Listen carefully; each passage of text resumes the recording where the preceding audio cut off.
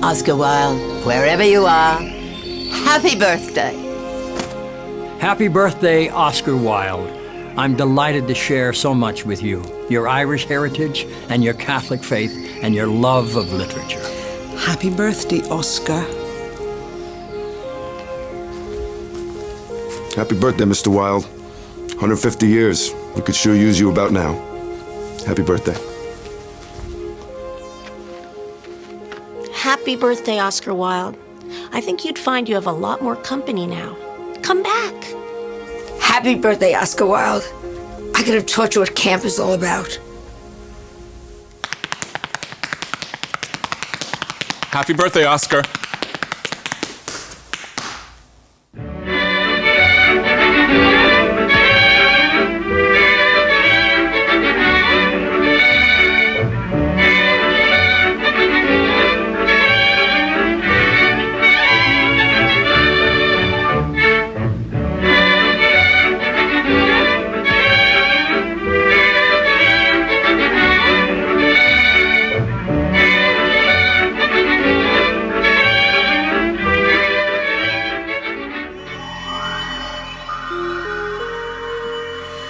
Happy birthday, Oscar Wilde. 150 years old. I'm sorry to be so calculating. You'll never trust me again for telling that, because now I'll tell the world everything. Not that I need to, Oscar. You do that yourself. And here's proof. There is much to be said in favor of modern journalism. By giving us the opinions of the uneducated, it keeps us in touch with the ignorance of the community. By carefully chronicling the current events of contemporary life, it shows us what very little importance such events really are. Some limitation might, well, and will soon, I hope, be placed upon some of our newspapers and newspaper writers, for they give us the bald, sordid, disgusting facts of life. I choose my friends for their good looks, my acquaintances for their characters, and my enemies for their good intellects. To get back my youth, I would do anything in the world, except take exercise, get up early, or be respectable. People cry out against the sinner, yet it is not the sinful, but the stupid who are our shame. There is no sin except stupidity.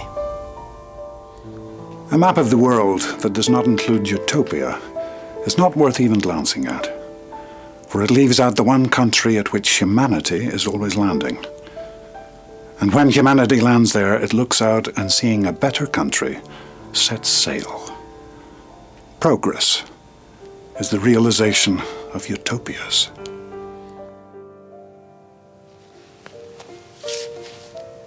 The books that the world calls immoral are the books that show the world its own shame. As for the great and daily increasing school of novelists for whom the sun always rises in the East End, the only thing that can be said about them is that they find life crude and leave it raw. A little insincerity is a dangerous thing, and a great deal of it absolutely fatal. What people call insincerity is simply a method by which we can multiply our personalities. An acquaintance that begins with a compliment is sure to develop into a real friendship. If only one could teach the English how to talk and the Irish how to listen, society here would be quite civilized.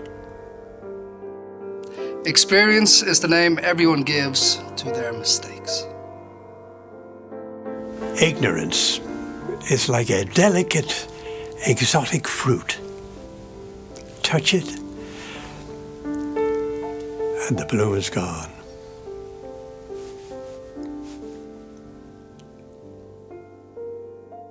Hey, Oscar, happy birthday. Take it easy. I should say something deeper, but... Happy birthday, Oscar. You don't look any older than Joan Rivers. You look good. You look real good. Oscar, have a wild birthday. Oscar, 150 already. Oh, many happy returns. Don't go to the attic. Trust me. Happy birthday, you wonderful, wonderful man. Happy birthday, Oscar. Love you. Happy birthday, Mr. Wilde. Happy birthday, Oscar. Happy birthday, Oscar. We are all in the gutter, but some of us are looking at the stars.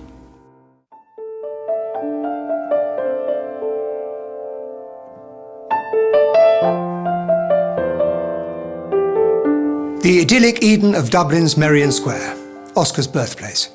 His father, the surgeon Sir William Wilde, his wonderful mother, the poet and patriot Speranza.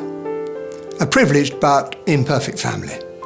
Childhood is a dangerous country. We are all exiles from Eden. Children begin by loving their parents. After a time, they judge them. Rarely, if ever, do they forgive them. To lose one parent may be regarded as a misfortune. To lose both seems like carelessness.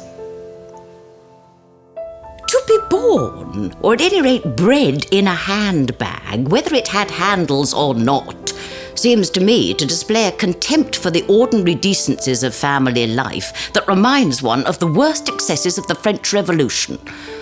And I presume you know what that unfortunate movement led to.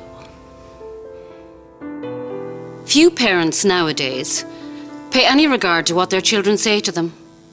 The old-fashioned respect for the young is fast dying out. Whatever influence I had over Mama, I lost at the age of 3. I'll never travel without my diary. One should always have something sensational to read in the train.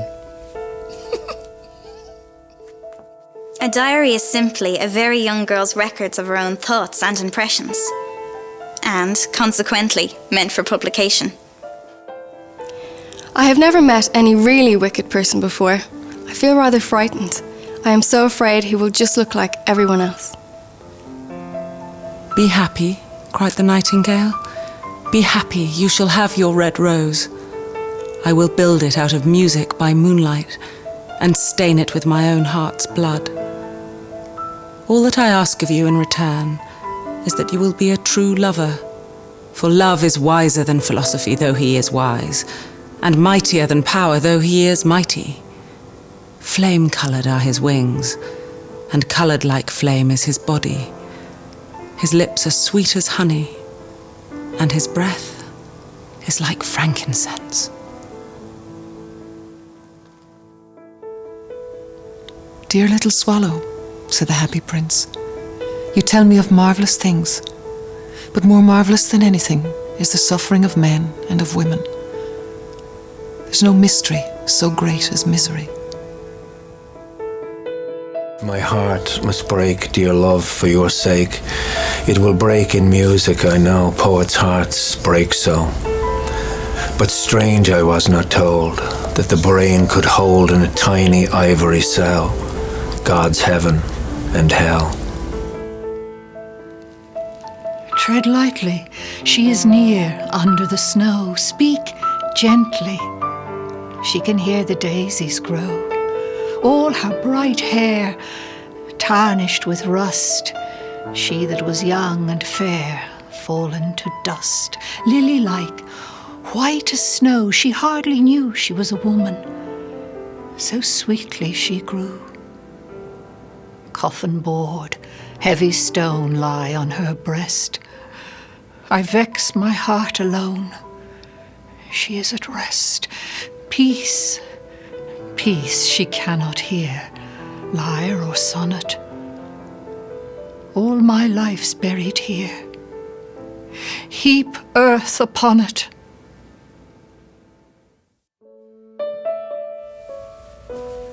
Happy birthday, Oscar Wilde. If with the literate I am impelled to try an epigram, I never seek to take the credit. We all assume that Oscar said it. That's my way of channeling Dorothy Parker to say happy birthday, Oscar. Mr. Wilde. Oh, happy birthday, Mr. W. Yo, Oscar, dude, happy birthday from California. See you on the beach, love.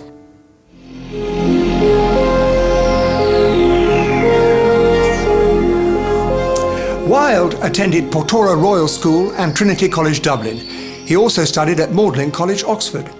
He survived all three, his intellect intact, a devotee of the cult of beauty. But beauty needs money. Money must be earned. Fortune and fame wait in the golden crimson city of London. If they do not, well then, misfortune and infamy, so be it. Nothing is good in moderation. You cannot have the good in anything till you have torn the heart out of it by excess. Nothing looks so like innocence as an indiscretion. You should study the peerage. It's the one book a young man about town should know thoroughly, and it is the best thing in fiction the English have ever done. There is no such thing as a moral or an immoral book. Books are well written or badly written, that is all. One should never take sides in anything. Taking sides is the beginning of sincerity, and earnestness follows shortly afterwards. And the human being becomes a bore. One should never trust a woman who would tell one her real age. A woman who would tell one that would tell one anything. 35 is a very attractive age. London society is full of women of the very highest birth who have, of their own free choice, remained 35 for years. Questions are never indiscreet. Answers sometimes are. I'll be a poet, a writer, a dramatist. Somehow or other, I'll be famous. And if not famous, notorious. Well, the youth of today are quite monstrous. They have no respect for dyed hair. All women become like their mothers. That is their tragedy. No man does. That is his. Outside the family circle, Papa, I am glad to say, is entirely unknown. I think that is as it should be. The home seems to me the proper sphere for the man. The only difference between a caprice and a lifelong passion is that a caprice lasts a little longer. To love oneself is the beginning of a lifelong romance. The soul is born old and grows young. That is the comedy of life. And the body is born young and grows old. That is life's tragedy.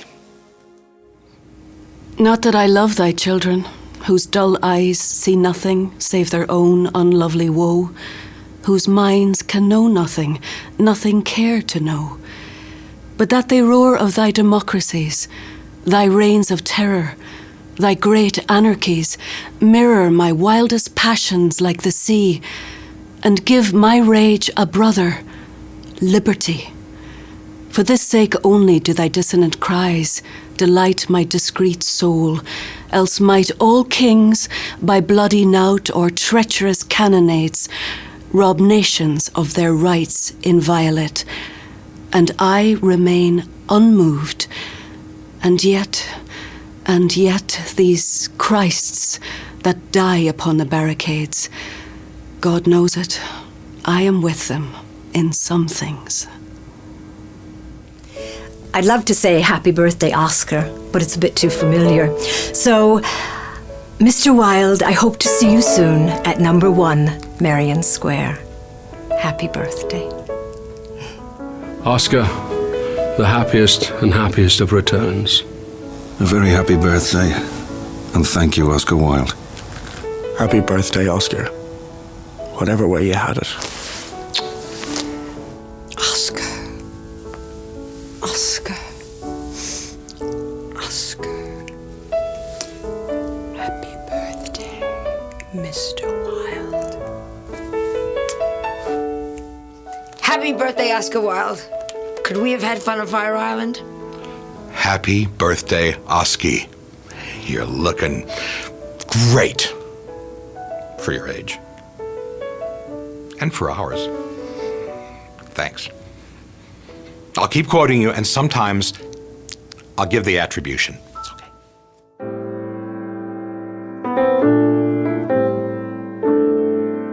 Some marry for love, some marry for money, and everyone marries because they are expected to. Oscar married Constance Lloyd, a bright girl, but dependent. They had 2 sons, Cyril and Vivian, and they were in love, Constance and Oscar, for a time. The one charm of marriage is that it makes a life of deception absolutely necessary for both partners.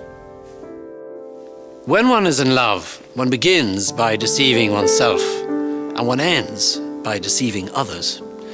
That is what the world calls a romance. The amount of women in London who flirt with their own husbands is perfectly scandalous. It looks so bad. It's simply washing one's clean linen in public. Your husband is an exception. Mine is the general rule. And nothing ages a woman as rapidly as having married the general rule. Fathers should be neither seen nor heard. That is the only basis for proper family life. Mothers are different. Mothers are darlings. Well, there's nothing in the world like the devotion of a married woman. It's a thing no married man knows anything about. Women always want us to be good. And if we are good when they meet us, they don't love us at all. They like to find us irretrievably bad and leave us quite unattractively good. When a woman marries again, it's because she detested her first husband. When a man marries again, it's because he admired his first wife. Women try their luck. Men risk theirs. Lane's views on marriage seem somewhat lax. Really, if the lower orders don't set us a good example, what on earth is the use of them? They seem, as a class, to have absolutely no sense of moral responsibility. I have only been married once. That was in consequence of a misunderstanding between myself and a young person. Her capacity for family affection is extraordinary.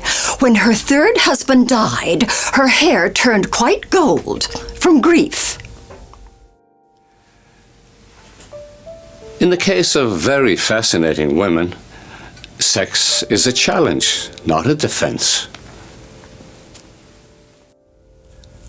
Women are never disarmed by compliments. Men always are. That is the difference between the two sexes.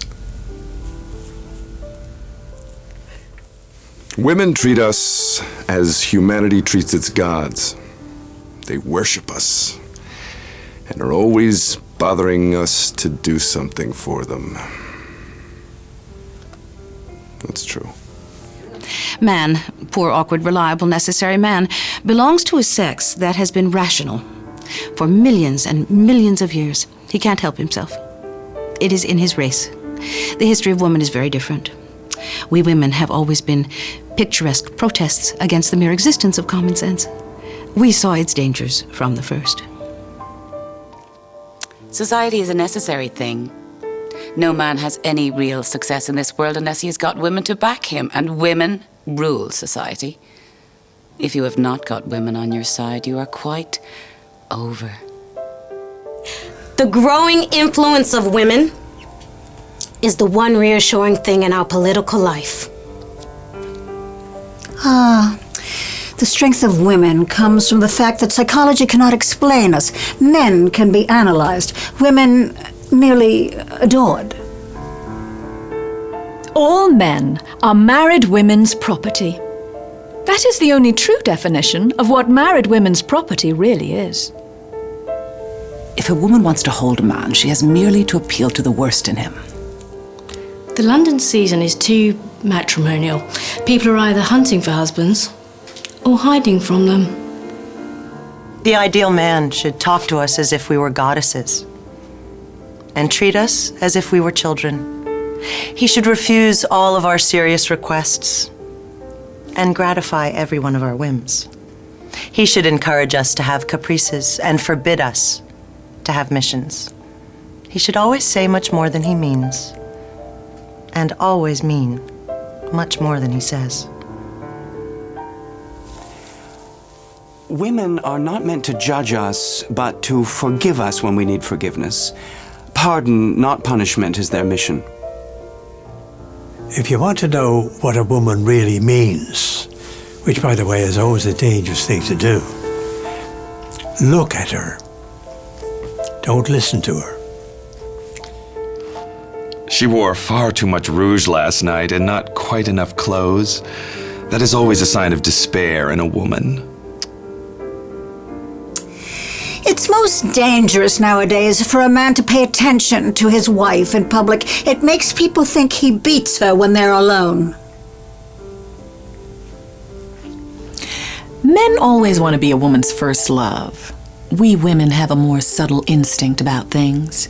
What we like is to be a man's last romance. I want to wish Oscar Wilde a very, very happy birthday. I wish I could have seen you blow out a candle or two.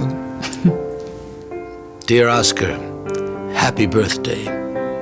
I offer you what you've offered me in life, a rose. Oscar, 150. Thanks for all the employment. Happy birthday, Oscar Wilde. Over there in your grave in Paris. Oscar, you're it. We are all in the gutter, but some of us are looking at the stars. Happy birthday, Oscar. All the best.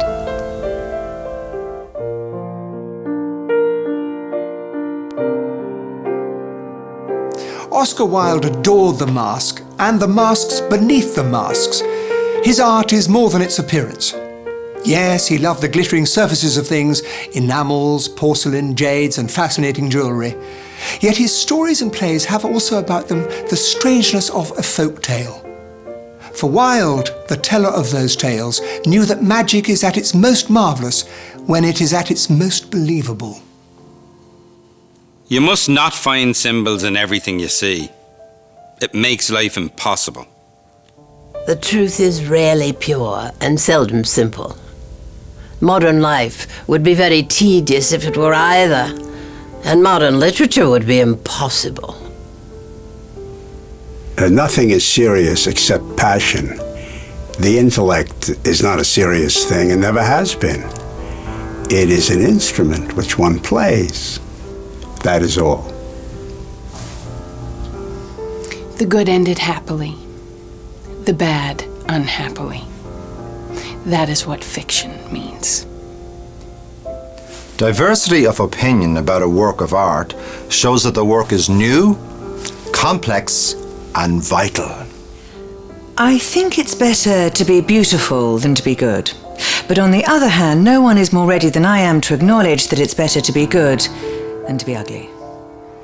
The aesthetic critic, constant only to the principle of beauty in all things, will ever be looking for fresh impressions, winning from the various schools the secrets of their charm, bowing, it may be, before foreign altars, or smiling, if it be his fancy, at strange new gods.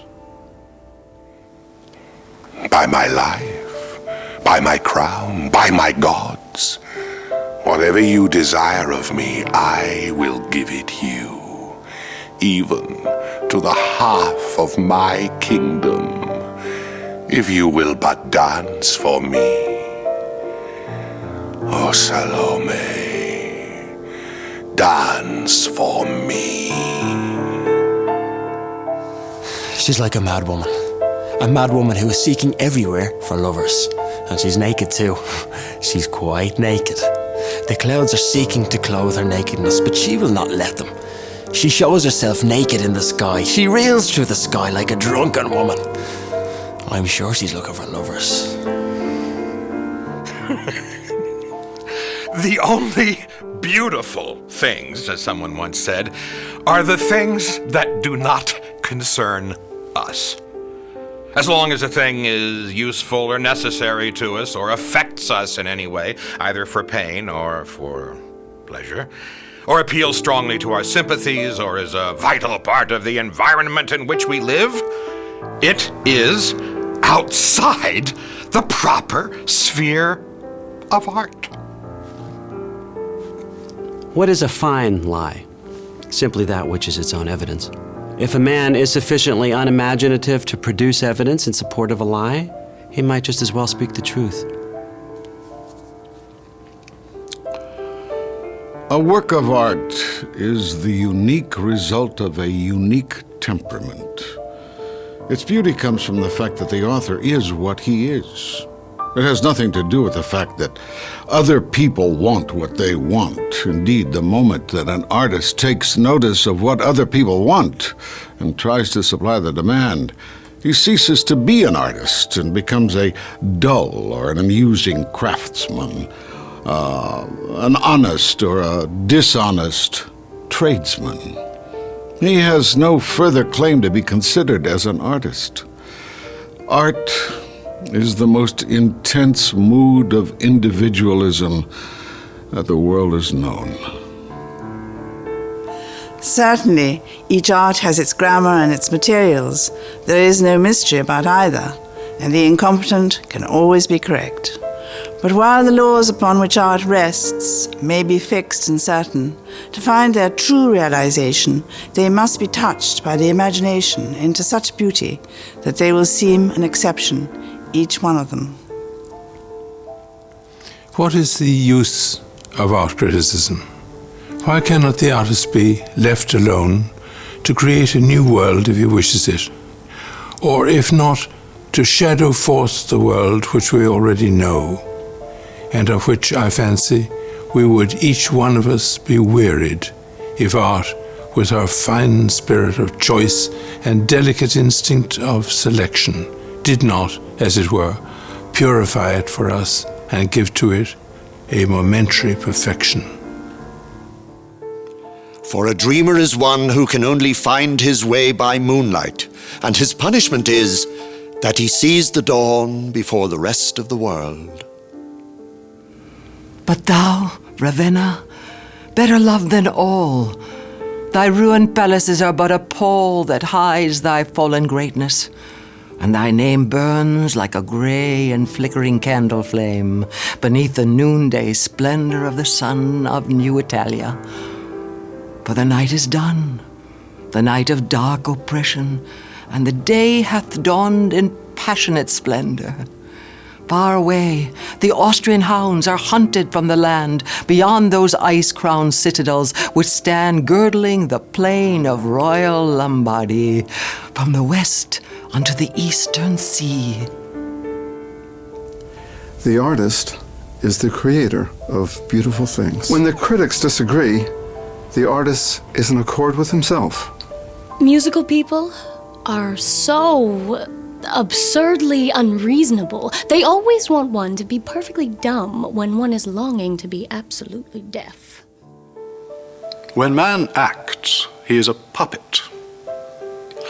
When he describes, he is a poet. Man is least himself when he talks in his own person. Give him a mask, and he will tell you the truth. Life imitates art far more than art imitates life. Life holds the mirror up to art and either reproduces some strange type imagined by painter or sculptor or realizes in fact what has been dreamed in fiction. Beauty has as many meanings as man has moods. Beauty is the symbol of symbols. Beauty reveals everything because it expresses nothing. When it shows us itself, it shows us the whole fiery colored world.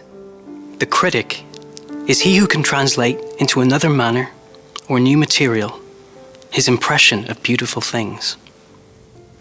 Every portrait that's painted with feeling is a portrait of the artist, not the sitter. Happy birthday, Oscar Wilde. We would have laughed. We would have exchanged clothes. Tonight, dear Oscar, in a bar, I shall drink to you. I want to wish you a happy birthday, Mr. Wilde. I wish we could have spent a wild night together. We're all in the gutter, but some of us are looking at the stars. Happy birthday, Oscar. Even as the rest of us grow old in the attic, you remain like Dorian Gray. Happy birthday, Oscar, baby. Hey, Oscar. Happy birthday. Do it well in the beyond. I'll meet you there.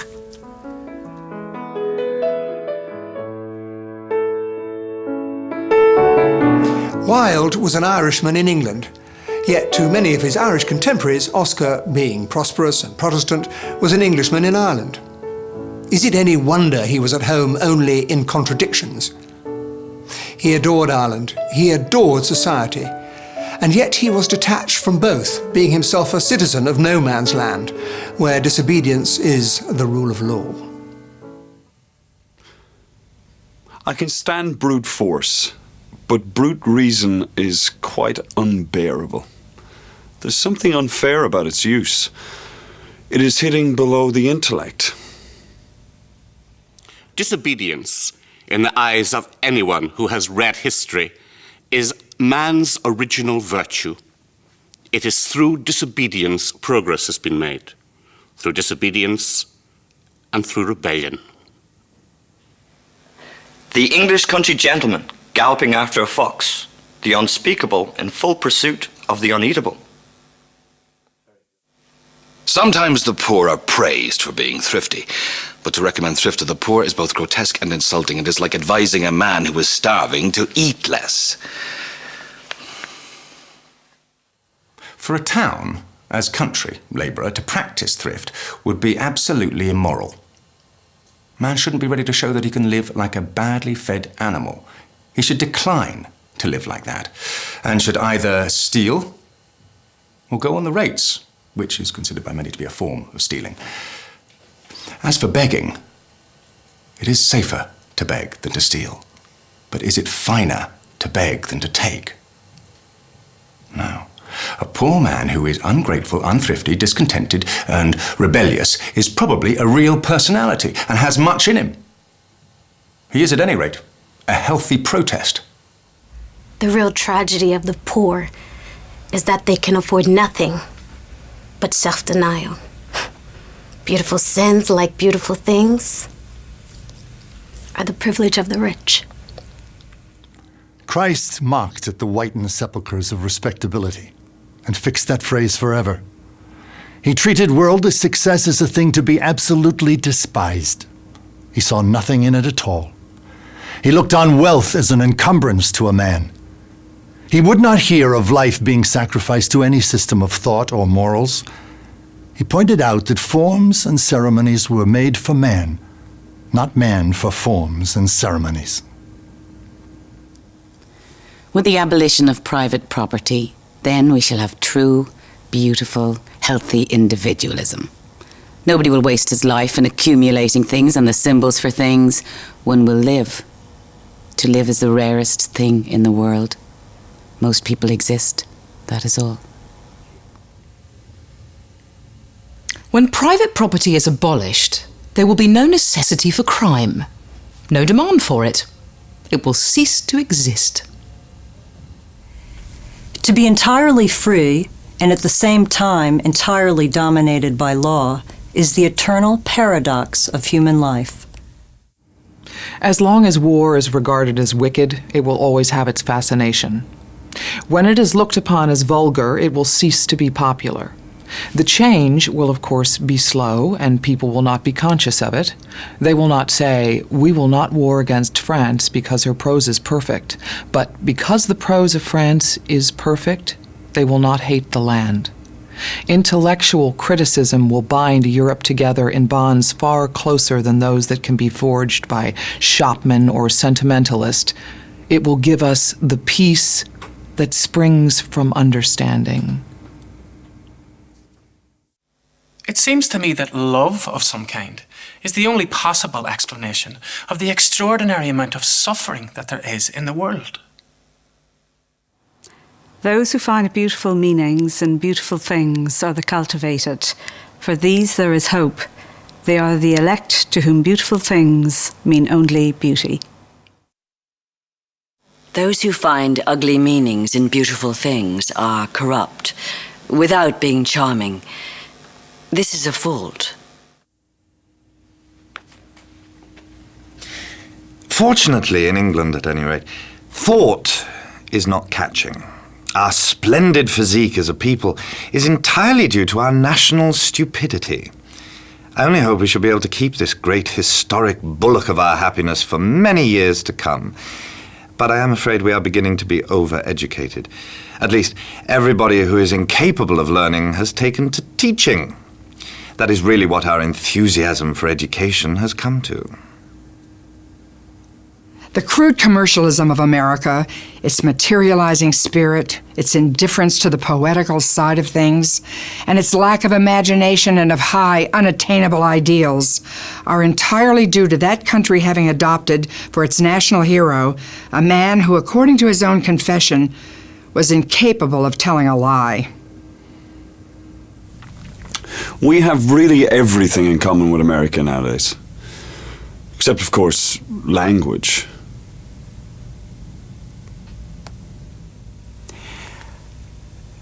To get the best society nowadays, one has either to feed people, amuse people, or shock people. That is all.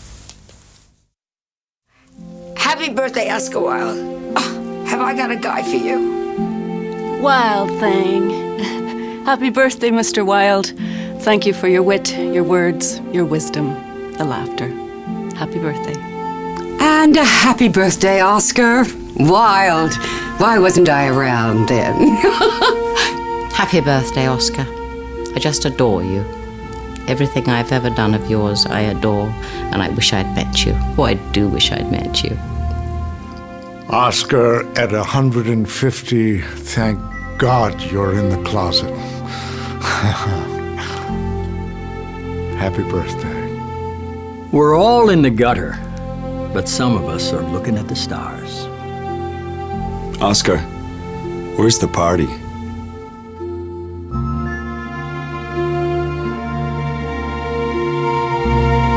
It's no secret that the subject Oscar found most fascinating was himself. He took pains to advertise the fact.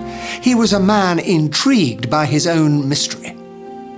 To solve that mystery, Oscar Wilde devoted his life, his genius, his art. And he did this most sincerely, most dangerously. Fashion is what one wears oneself.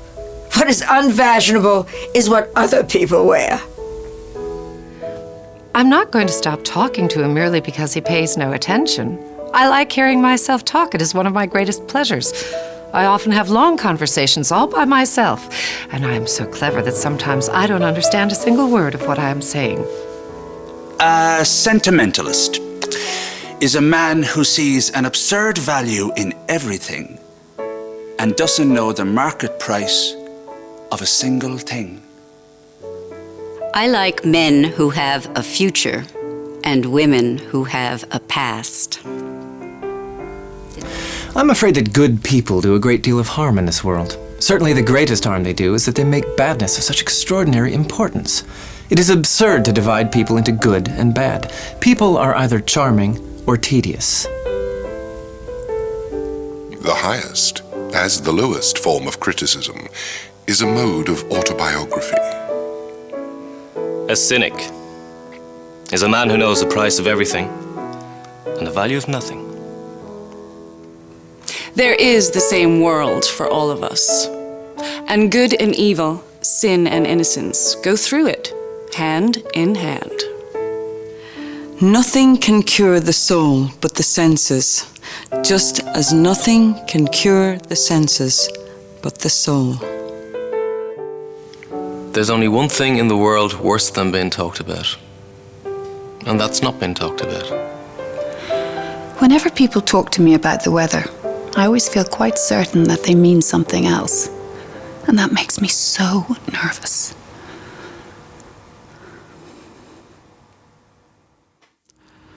There is a luxury in self-reproach.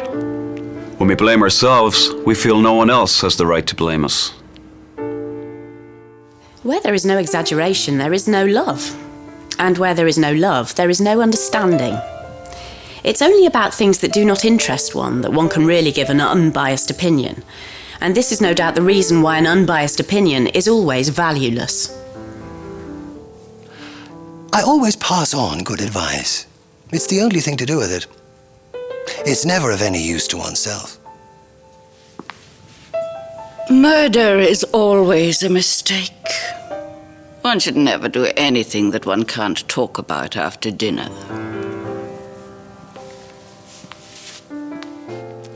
Gossip is charming, and history is mainly gossip. Scandal is gossip made tedious by morality. There is something terribly morbid in the modern sympathy with pain. One should sympathize with the colour, the beauty, the joy of life.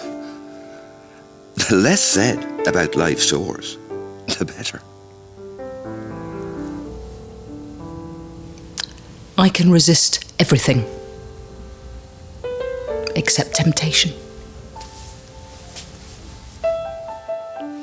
In America, the young are always ready to give to those who are older than themselves the full benefit of their inexperience. When people agree with me, I always feel that I must be wrong. I hope that you have not been leading a double life, pretending to be wicked and being really good all the time. That would be hypocrisy. A very happy birthday, Oscar, and thank you very much for going to prison for me and my kind. Happy birthday, Oscar, and from me I'd like to say thank you for writing De Profundis, which remains one of my favourite books, and it was written in the worst possible situation, and I picked it up age 19, and I'll never forget it. So thank you. Happy birthday, Oscar. Your trials are over. Ours are just about to begin. Happy birthday, Oscar. The last century's first prisoner of conscience. We are all in the gutter, but some of us are looking at the stars. Happy birthday, Oscar. I'll see you in the bar for a jar. Or two. Are you paying?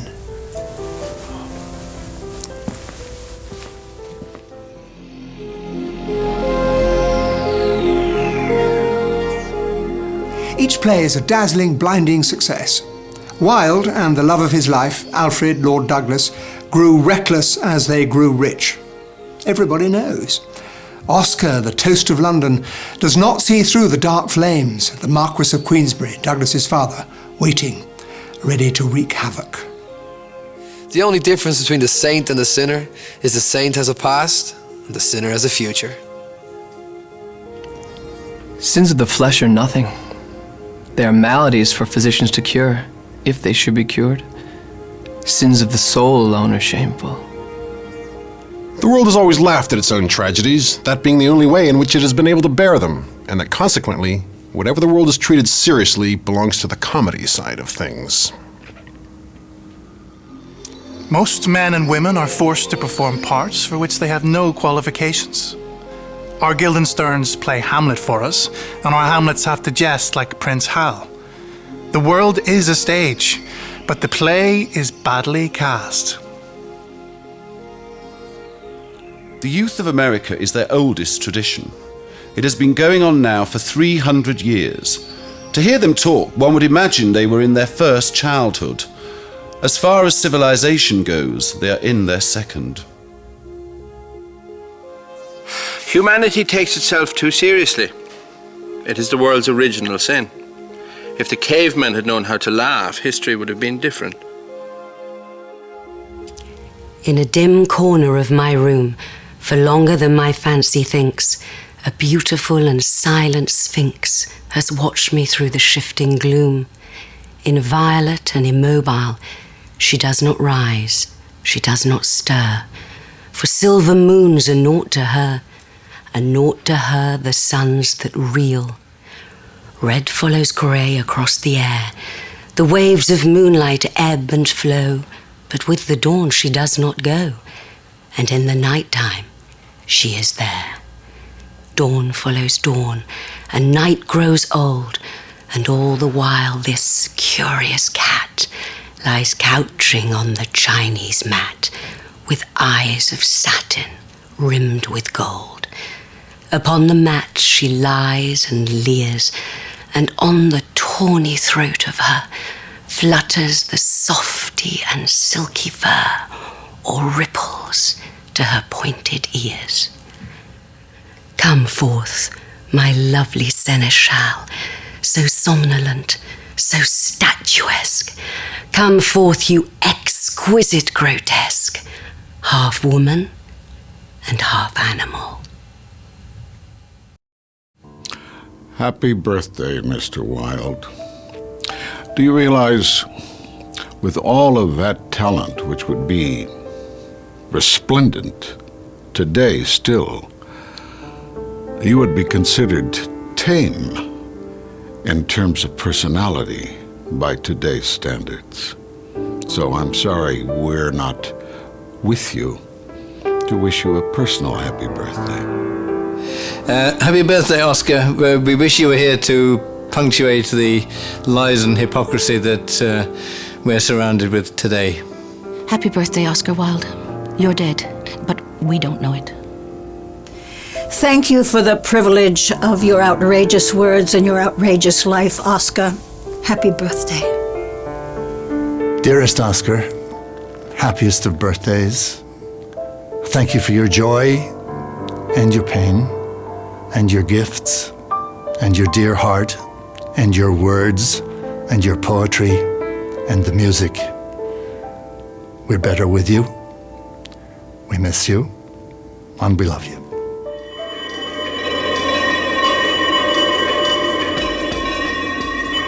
Before the trial, Oscar's family and friends pleaded, "Leave England." He refused. Could he have known what was in store? Could he have guessed what hatred he would rouse in the breasts of the British judiciary? Had he seen his fearful future, would he have run away? He did not do so. He stood his ground, he braved the danger.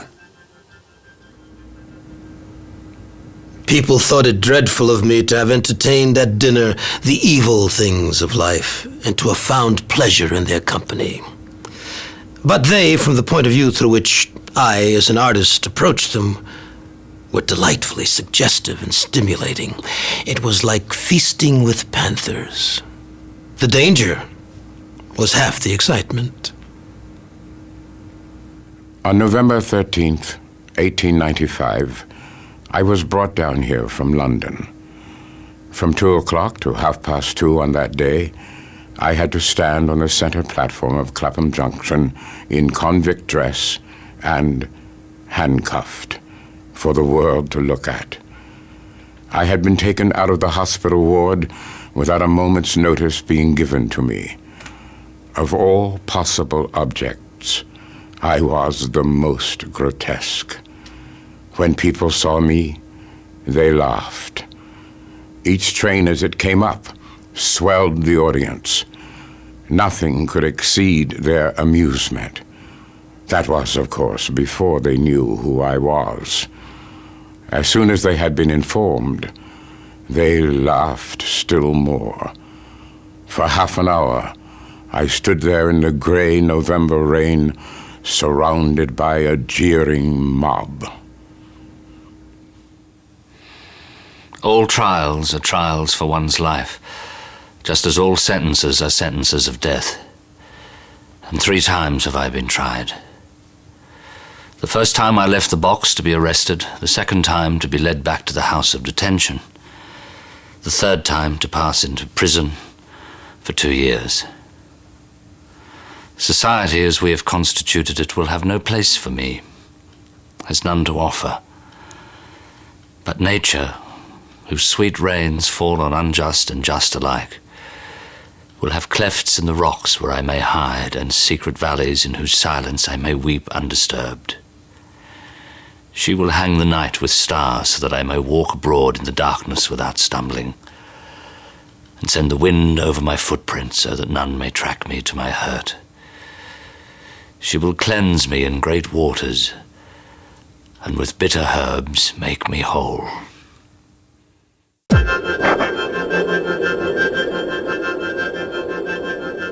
The judge gave Oscar Wilde 2 years hard labour, but in effect it was a death sentence, and not just of the body, but of the mind and imagination. The law wished to maim Oscar, even to torture him. Yet, out of his suffering came his great cries from the heart, the Ballad of Reading Gaol and De Profundis.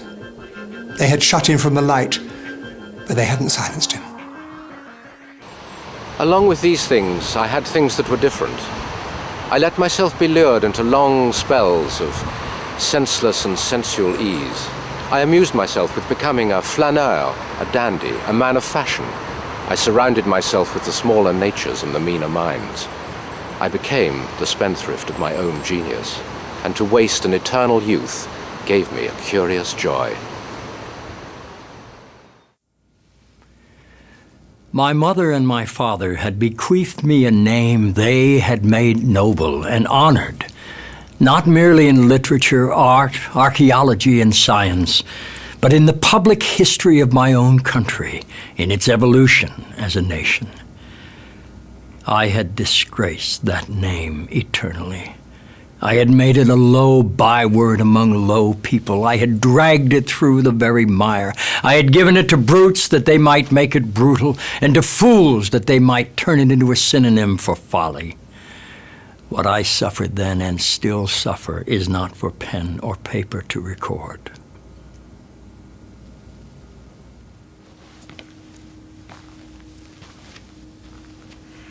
Where there is sorrow, there is holy ground. Someday you will realize what that means. You will know nothing of life till you do. Robbie and natures like his can realize it. When I was brought down from my prison to the court of bankruptcy between two policemen, Robbie waited in the long corridor, that before the whole crowd, whom an action so sweet and simple hushed into silence, he might gravely raise his hat to me. As handcuffed and with bowed head I passed him by. Men have gone to heaven for smaller things than that. It was in this spirit and with this mode of love that the saints knelt down to wash the feet of the poor, or stooped to kiss the leper on the cheek. I've never said one single word to him about what he did. I do not know to the present moment whether he is aware that I was even conscious of his action. There are times when sorrow seems to me to be the only truth. Other things may be illusions of the eye or the appetite, made to blind the one and cloy the other. But out of sorrow have the worlds been built, and at the birth of a child or a star, there is pain. With a width and a wonder of imagination that fills one almost with awe, Christ took the entire world of the inarticulate, the voiceless world of pain as his kingdom, and made of himself its eternal mouthpiece, and feeling with the artistic nature of one to whom sorrow and suffering were modes through which he could realize his conception of the beautiful, that an idea is of no value till it becomes incarnate and is made an image. He makes of himself the image of the man of sorrows, and as such has fascinated and dominated art as no Greek god ever succeeded in doing. Behind joy and laughter, there may be a temperament, coarse, hard, and callous.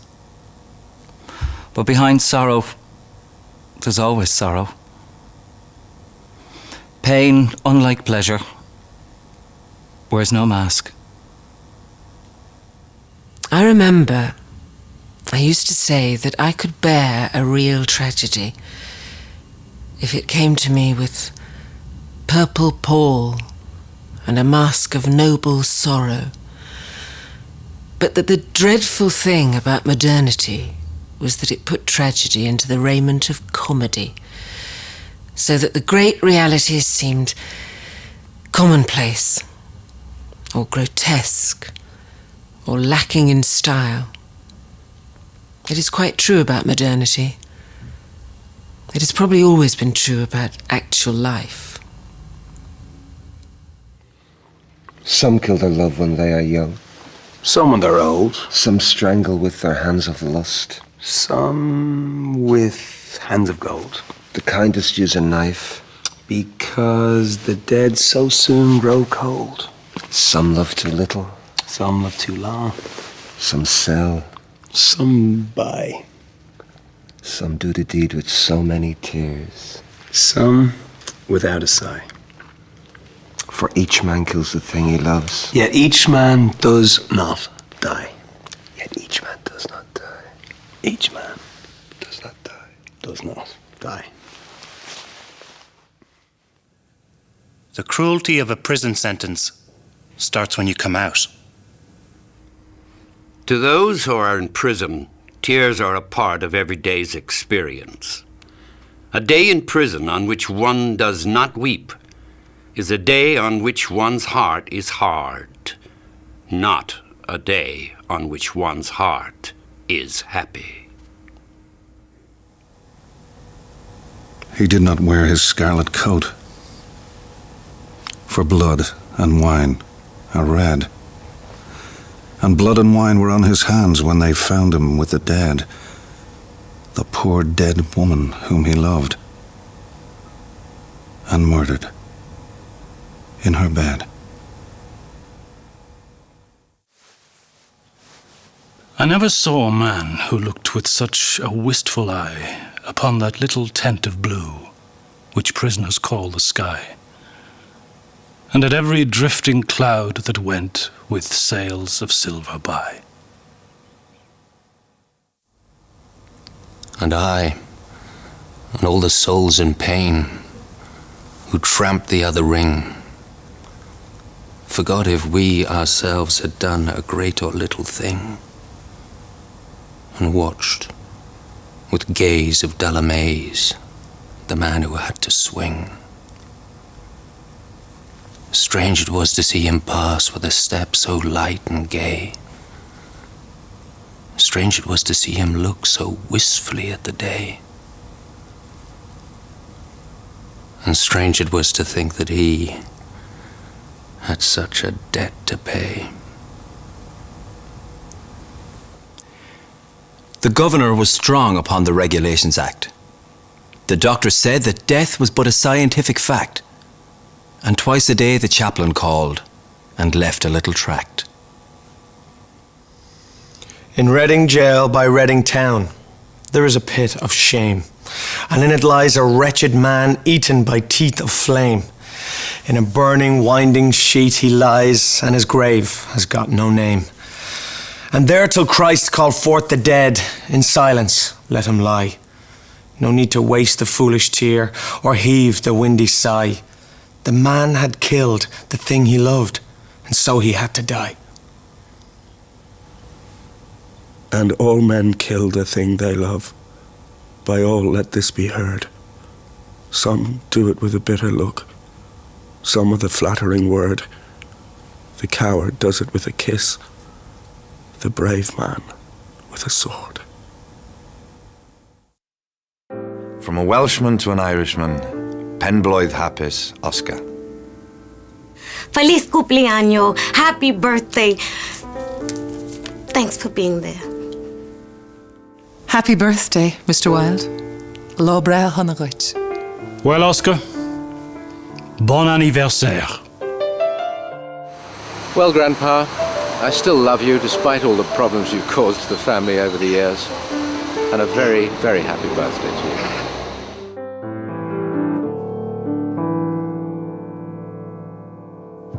When it came, death was hard. Oscar was poor, ill, and in exile. So, did he meet the bad end his enemies desired? Not quite. He had one last act of subversion left. He joined the Catholic Church. For once in his life, Oscar Wilde hedged his bets, and to quote his fellow Irish genius Brendan Byrne, we can only say, "Good man yourself, Oscar. You had it both ways." I fear I am dying as I have lived, beyond my means. Relations are simply a tedious pack of people who haven't the remotest knowledge how to live, nor the smallest instinct about when to die. To influence a person is to give him one's own soul. He does not think his natural thoughts or burn with his natural passions. His virtues are not real to him. His sins, if there are such things as sins, are borrowed. He becomes an echo of someone else's music, an actor of a part that has not been written for him. He is like a thin ivory statue. He is like an image of silver. I'm sure he is chaste as the moon. He is like a moonbeam, a shaft of silver. His flesh must be cool like ivory. I would look closer at him. When Narcissus died, the pool of his pleasure changed from a cup of sweet waters into a cup of salt tears. And the Oreads came weeping through the woodland that they might sing to the pool and give it comfort. And when they saw that the pool had changed from a cup of sweet waters into a cup of salt tears, they loosened the green tresses of their hair and cried into the pool and said, "We do not wonder that you should mourn in this manner for Narcissus. So beautiful was he." "But was Narcissus beautiful?" said the pool. "Who should know that better than you?" answered the Oreads. "Us did he ever pass by, but you he sought for, and would lie on your banks and look down at you in the mirror of your waters. He would mirror his own beauty." And the pool answered, "But I love Narcissus because as he lay on my banks and looked down at me in the mirror of his eyes, I saw ever my own beauty mirrored."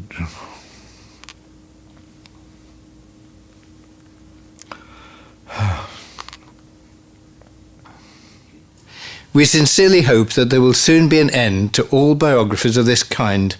They rob life of much of its dignity and its wonder, add to death itself a new terror, and make one wish that all art were anonymous. So the nightingale pressed closer against the thorn, and the thorn touched her heart, and a fierce pang of pain shot through her. Bitter, bitter was the pain, and wilder grew her song, for she sang of the love that is perfected by death, of the love that dies not in the tomb. We caught the tread of dancing feet. We loitered down the moonlit street and stopped beneath the harlot's house. Inside, above the din and fray, we heard the loud musicians play the choice Liebesherz of Strauss. Like strange mechanical grotesques making fantastic arabesques, the shadows raced across the blind. We watched the ghostly dancers spin to sound of horn and violin, like black leaves wheeling in the wind. Like wire-pulled automatons, slim silhouetted skeletons went sidling through the slow quadrille. They took each other by the hand and danced a stately saraband. Their laughter echoed thin and shrill. Sometimes a clockwork puppet pressed a phantom lover to her breast. Sometimes they seemed to try to sing. Sometimes a horrible marionette came out and smoked its cigarette upon the steps like a live thing. Then, turning to my love, I said, "The dead are dancing with the dead. The dust is whirling with the dust." But she heard the violin and left my side and entered in. Love passed into the house of lust. Then suddenly the tune went false. The dancers wearied of the waltz. The shadows ceased to wheel and whirl. And down the long and silent street, the dawn, with silver-sandaled feet, crept like a frightened girl. What lies before me? is my past. I've got to make myself look on that with different eyes. To make God look on it with different eyes. This I cannot do by ignoring it, or slighting it, or praising it, or denying it. It is only to be done by fully accepting it as an inevitable part of the evolution of my life and character. By bowing my head to everything I have suffered.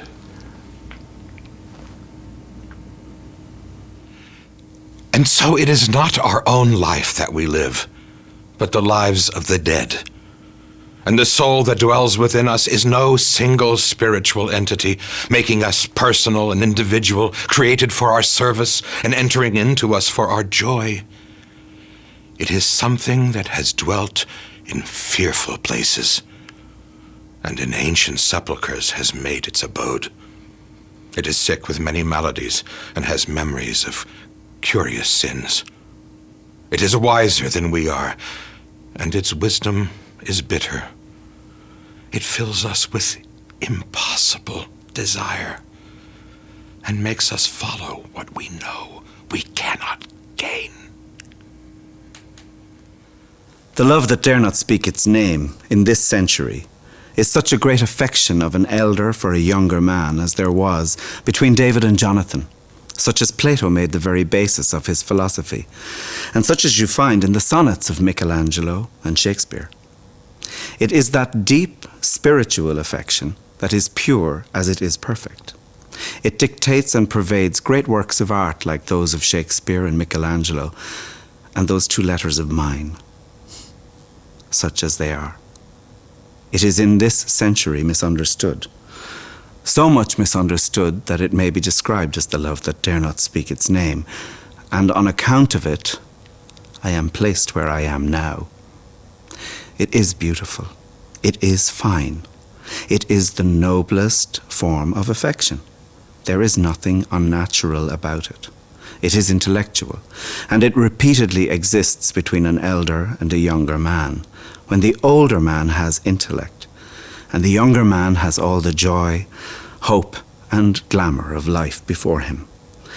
That it should be so, the world does not understand. The world mocks at it and sometimes puts one in the pillory for it.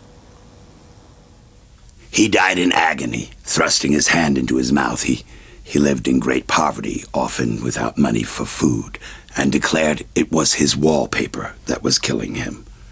One of us must go, he said. Mr. Wilde, happy birthday. I really wish that I had known you. Meditating upon your birthday, I think Joyce would be out half, Beckett would be scrum half, and you, birthday boy, you would be full back. I love you, Oscar. You've given us all a life. Darling man, I wish I'd met you. I would have done anything for you to have changed Mrs. Cheveley from being a cheap jewellery thief to being someone of more standing, because she's such a fabulous character. But anyway, darling, happy birthday. Happy birthday, Oscar. Oh dear, why wasn't I around when you were wild? Happy birthday, Oscar. I only wish I could have played your Salome. We are all in the gutter, but some of us are looking at the stars.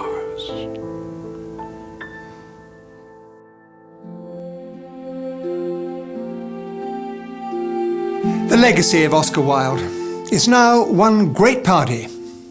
Would he have joined in? I do believe he would.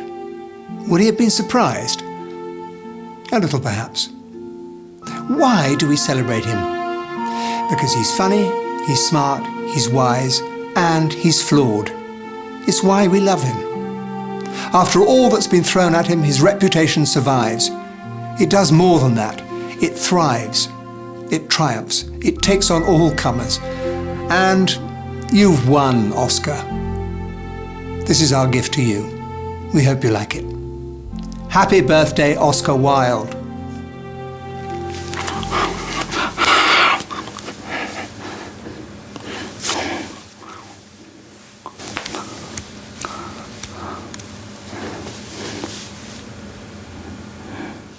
had genius. A distinguished name, high social position, brilliancy, intellectual daring. I made art of philosophy and philosophy an art. I altered the minds of men and the colours of things. There was nothing that I said or did that did not make people wonder. A man who can dominate a London dinner table can dominate the world. The future belongs to the dandy. It is the exquisites who are going to rule. To truth itself I gave what is false no less than what is true as its rightful province, and showed that the false and the true are merely forms of intellectual existence. I treated art as the supreme reality, and life as a mere mode of fiction. I awoke the imagination of my century so that it created myth and legend around me. I summed up all systems in a phrase, and all existence in an epigram. I don't regret for a single moment having lived for passion. I did it to the full, as one should do everything that one does to the full. There was no pleasure that I did not experience. I am a man of simple tastes. I am easily satisfied with the best. After a good dinner, one can forgive anybody, even one's own relation. Repentance. It's quite out of date. And besides, if a woman really repents, she has to go to a bad dressmaker. Otherwise, no one believes in her. The good ended happily, the bad unhappily. That is what fiction means. A cigarette is the perfect type of a perfect pleasure. It is exquisite, and it leaves one unsatisfied. I threw the pearl of my soul into a cup of wine. I went down the primrose path to the sound of flutes. I lived on honeycomb. But to have continued the same life would have been wrong because it would have been limiting. I had to pass on. The other half of the garden had its secrets for me also.